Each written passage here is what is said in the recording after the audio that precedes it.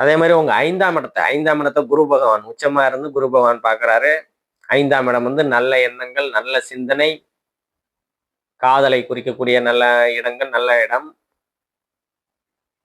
இந்த அமைப்புகள்லாம் குழந்தைகள், அதாவது குலதெய்வம், பூர்வ புண்ணியம், புத்திர சந்தானம்னு சொல்லுவோம். 5ஆம் இடத்தை, அந்த 5ஆம் இடத்தை உங்களுக்கு குரு பகவான் உச்ச குருவாகி பாக்குறதுனால இந்த ஒரு நல்ல ஒரு ஐடியா உருவாகும். ரொம்ப நாளா வந்து ஏதோ ஒரு முயற்சி பண்ணிட்டு இருப்பீங்க. ஒரு முயற்சி எடுத்து அந்த அந்த முயற்சினால ஒரு நல்ல சிந்தனை உருவாகி அதனால வந்து பணம் காசு, ஒரு பொருளாதார முன்னேற்றம். ஏன்னா குரு வந்து 11ஆம் இடம் லாபஸ்தானத்துல இருக்கிறாரு. லாபங்கள் உருவாகக்கூடிய தன்மைகள்லாம் உங்களுக்கு வந்து கண்டிப்பா கிடைக்கும். அதே மாதிரி மூத்த சகோதரன் சொல்லுவோம். 11ஆம் இடம் வந்து மூத்த சகோதரம் சொல்லுவோம்.